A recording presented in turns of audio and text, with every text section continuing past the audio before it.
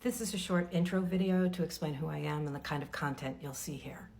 The short version is I used to work in corporate advertising and marketing and left that to become an academic and a critic. The longer version is I started my career as an actress and then I worked in commercial production. I worked as a talent agent, and by that point it was the 1980s and everybody was going to Hollywood to get an MBA. So I thought I had to get an MBA too. So that's what I did. Came back to New York, worked in advertising, went from there to VH1. I worked there for 5 years, and then I worked at NBC. And after I was at NBC for 5 years, I was there during Friends and Seinfeld and ER and all of that stuff. I just got to the point where I felt like getting people to watch more television could be the best use of my energy on the planet. So while I was still there, I got my PhD in something known as media ecology. And media ecology is understanding a technology and how it changes a system, right? Because ecology is about a system. And so when you introduce a new medium of communication, like digital, like social media, how does that change the way we work in the world?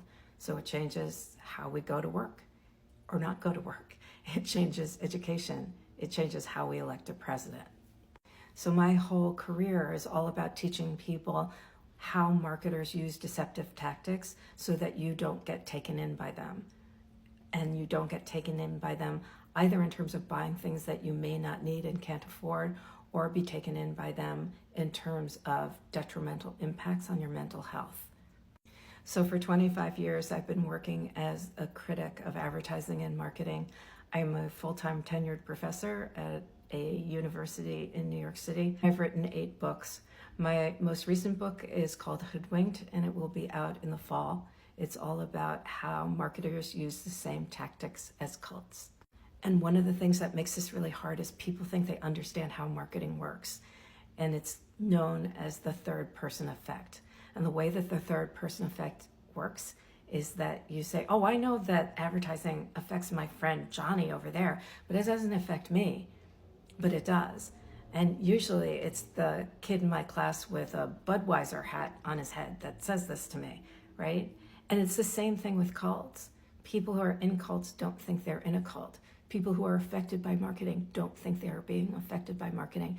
And my hope through being on here is to help people put on a new set of glasses so you can see exactly what they are doing and you don't get taken in by them.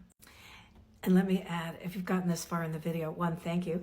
2, yeah, I am related to that guy because that question comes up all the time.